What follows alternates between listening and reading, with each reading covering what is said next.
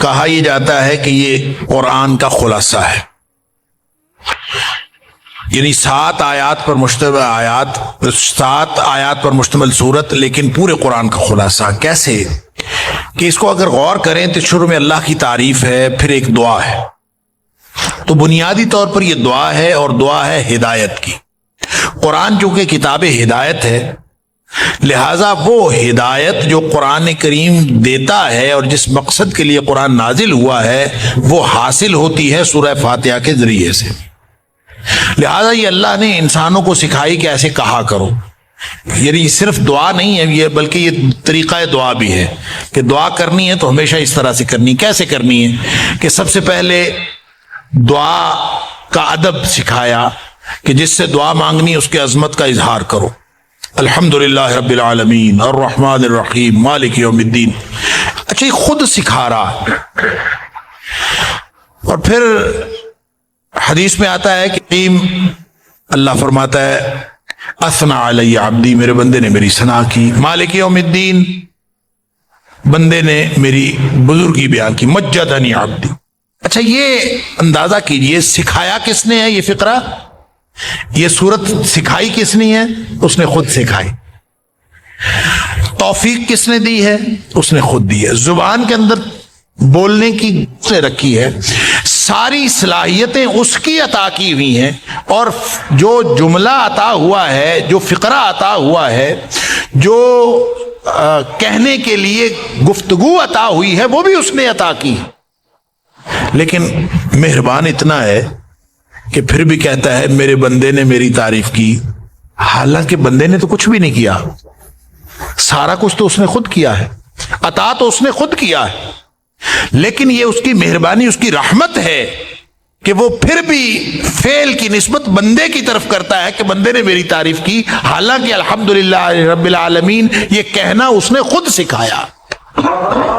لہذا یہ ادب ہے دعا کا کہ پہلے مالک کی تعریف کی جائے اور پھر استحقاق بیان کیا جائے کہ میں دعا کس بنیاد پر کر رہا ہوں۔ ایاک نعبد و ایاک نستعین، یہ جو آیت نمبر 5 ہے یہ استحقاق دعا ہے، دعا کا استحقاق ہے کہ اللہ یہ میرا استحقاق، اگر میں کسی اور سے مانگتا ہوں تو میرا کوئی اور بھی ہو تو پھر تو مجھے دھتکار بھی دے تو میں کہیں اور چلا جاؤں، میرا جب ہے ہی کوئی نہیں، ایاک نعبد، صرف تیری بندگی کرتے ہیں، و ایاک نستعین، اور صرف تجھ سے مانگتے ہیں، یہ میرا استحقاق، یہ بھی سکھایا ہے اس نے۔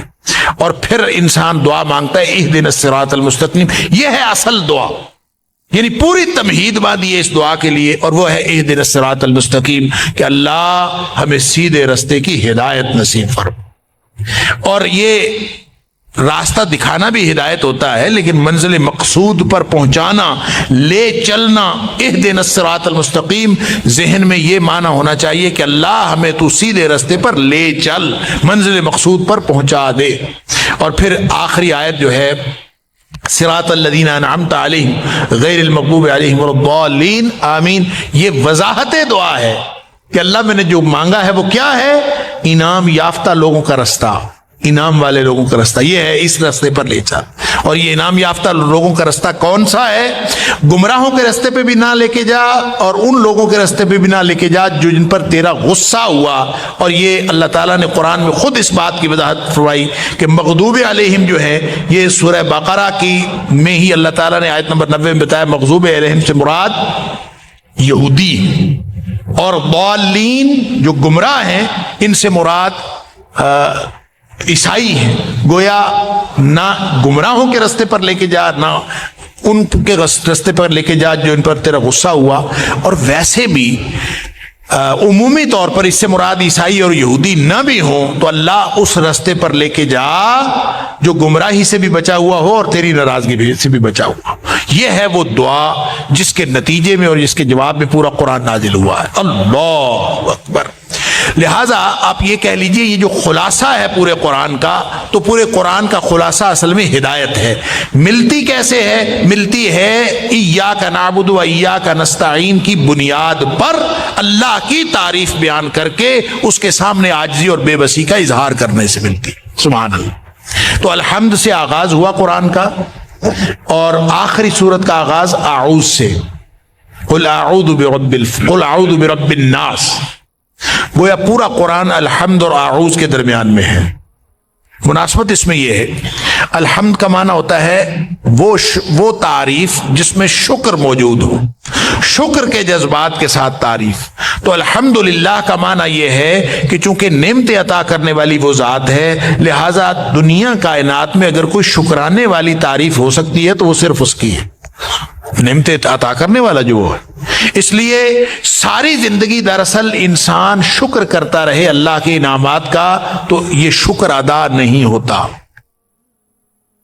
یہ ہے پوری زندگی کا مقصد. انا ہدیناہ السبیل اما شاکرا و اما کفورا. اللہ تعالیٰ نے سورہ دہر میں فرمایا کہ ہم نے دو راستے بتا دیے، چاہے کوئی شکر کرنے والا بن جائے چاہے کوئی کفر کرنے والا. گویا پوری زندگی کا مقصد شکر کرنا ہے، شکر والی زندگی. اللہ تعالیٰ مجھے اور آپ کو شکر والی زندگی عطا فرمائے. سورہ فاتحہ انسان کو شکر والی زندگی گزارنے کا طریقہ سکھاتی، اور قل اعوذ برب الناس جہاں قرآن مکمل ہے، پوری قرآن کی دعوت کا خلاصہ.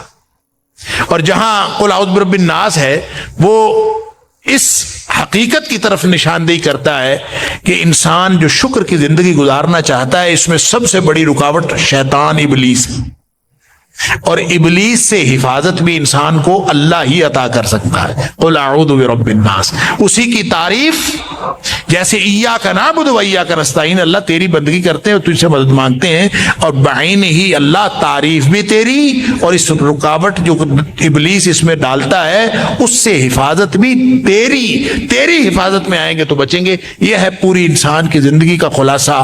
گویا سیانہ بننے کی ضرورت نہیں ہے اور اپنی صلاحیتوں پر اعتماد کرنے کی ضرورت نہیں ہے. اللہ کی دی ہوئی صلاحیتوں کو استعمال کرتے ہوئے اللہ کے سامنے بے بسی اور عاجزی کے اظہار کی ضرورت ہے کہ انسان عاجزی اور بے بسی کا اظہار کرے. یہ ہے پورا قرآن آپ کو جو منہج زندگی بتا رہا ہے، جو اسلوب زندگی بتا رہا ہے، وہ یہ